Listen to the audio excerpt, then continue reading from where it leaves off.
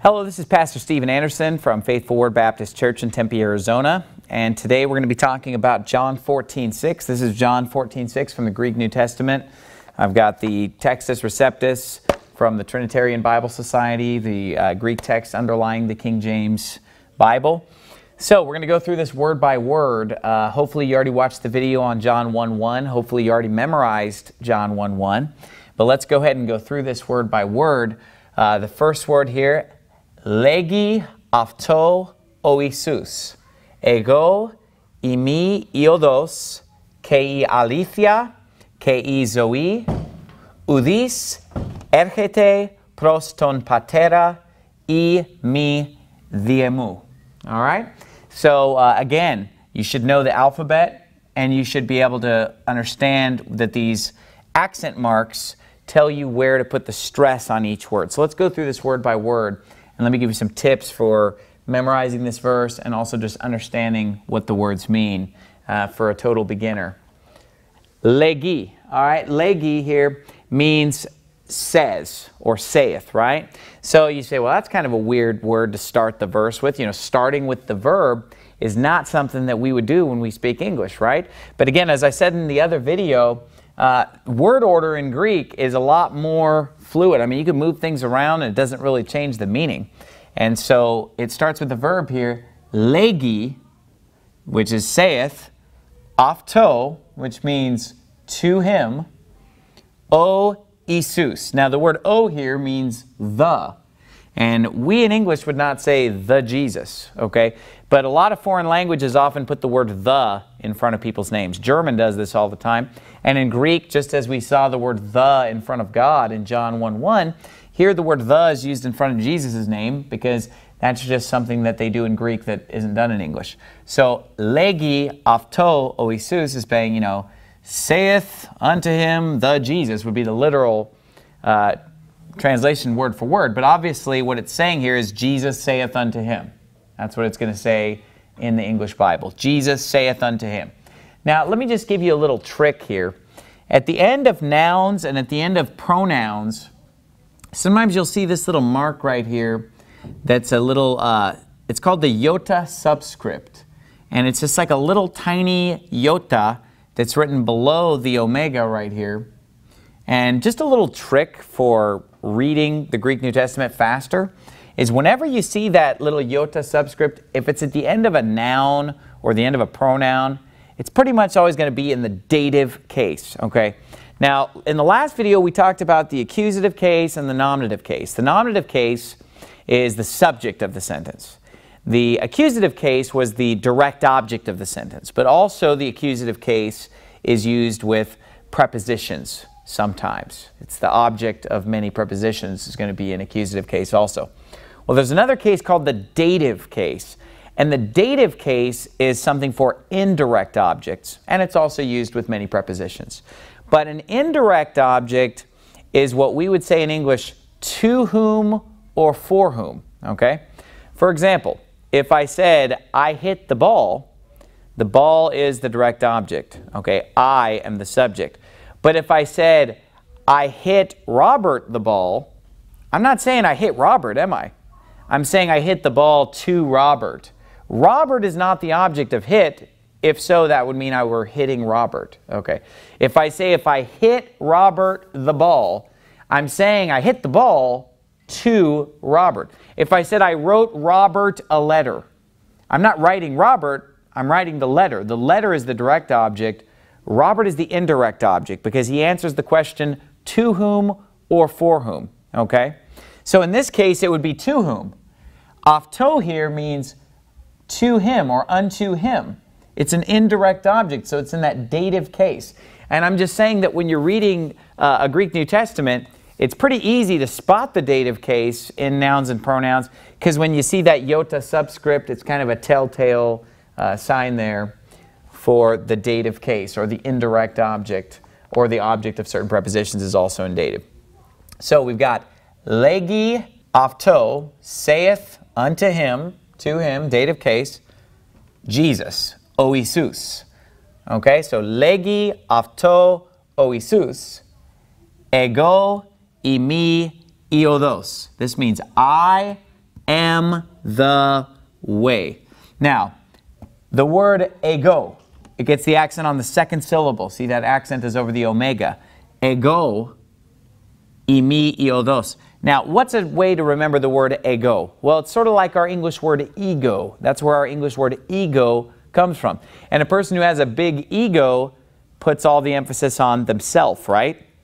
Well, ego means I. So that's pretty easy to remember if you remember the word ego. So ego, imi, I am, odos, the way. Now, you'll notice that the word the up here in front of Jesus, o, and the word the over here in front of odos, which is e, that they're two different words, two different letters. Well, that's because in Greek there is gender, male, female, or neuter. Actually, masculine, feminine, and neuter is how we say it. So this right here, Isus, is obviously a masculine word, and then odos here is a feminine word, so therefore it gets a different word for the, okay? And again, we're using modern Greek pronunciation, so we're ignoring the breathing marks, which are no longer pronounced. So, how do you think we could remember the word odos? Because it means I am the way, right? Ego, imi, odos. Odos can be remembered by the word odometer, right? What's an odometer read? Well, how many miles you've traveled down what? The road. So, odos can be remembered by noticing its similarity with the word odometer, all right? Ego, imi, odos. K, remember the word K from the last verse, means and. Aletheia, all right? Aletheia means truth. So he says, ego, imi, odos, K, aletheia. I am the way and the truth. Aletheia. K, and zoe. And zoe means life, okay? So we can remember that by the word zoology, right? Or a zoo. What is a zoo, or what is zoology? Well, it's the study of animals. Basically, it's the study of things that are alive, okay? So our words, zoo and zoology, come from the Greek word life, okay? Zoe. So that'll help you remember that. Now, it's great to learn a verse like this in Greek if you're an absolute beginner, because it's a verse that you probably already have memorized in English. And since you already have it memorized in English, if you forget what a word means, it'll probably come to you right away just by thinking about the English. So, let's go back to the beginning.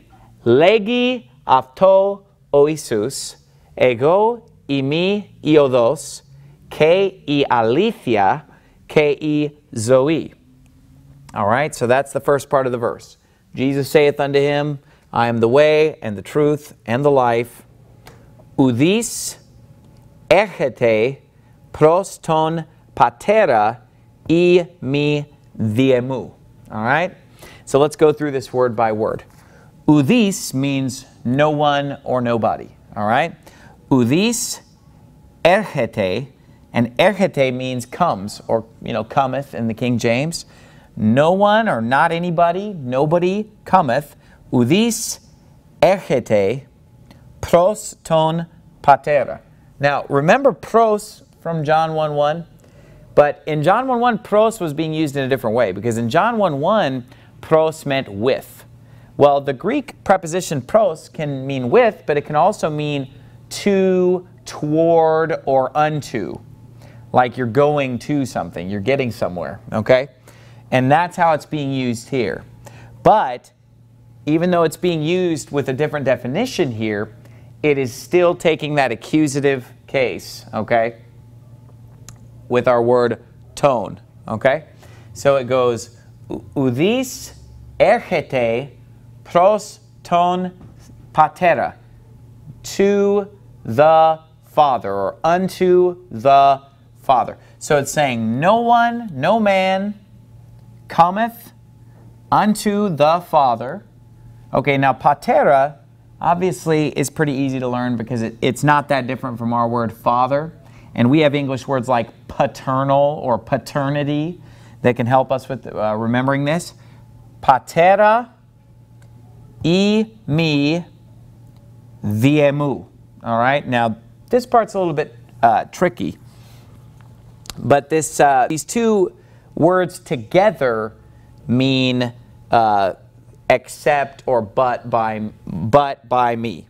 Basically, these two are the but, okay? The is the by, and emu is me, but by me. No man cometh unto the Father but by me. So let me explain this a little bit, okay? First of all, you'll notice that this word right here has an apostrophe after it. This isn't one of those breathing marks at the beginning of words that we're ignoring, but this is an apostrophe after the word because this is a contraction. You know, in English we have contractions. Instead of saying cannot, we'll say can't, and just C-A-N apostrophe T. That apostrophe is showing us that something's missing. You know, cannot is a longer word. We've removed something and put an apostrophe in its place.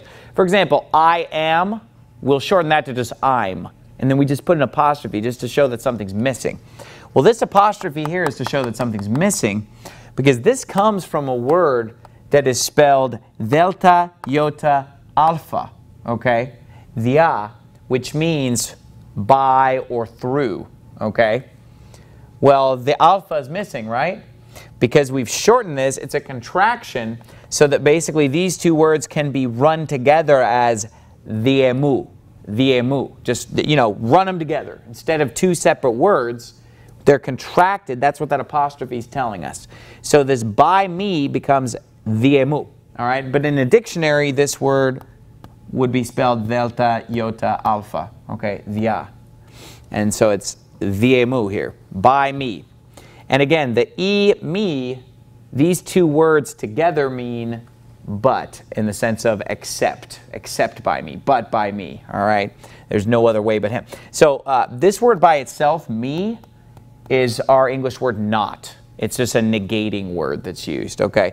And then this e by itself means if, okay? So if not by me. No man cometh unto the Father if not by me. But these together, we would we'd be more likely to translate it as, you know, no man cometh unto the Father but by me. That sounds the way we talk in English, right?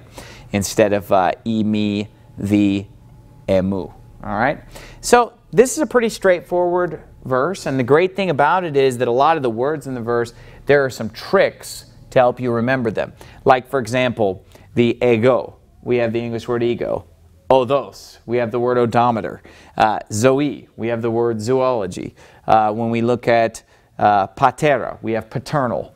So these are all pretty easy. Plus, emu, you've got an M in it. So it sounds similar to me, the word me. And so this is in genitive case. So again, let's read the whole verse. Legi avto oisus. Ego imi iodos. Kei alithia, kei zoe, udis, echete, pros ton patera, I mi diemu.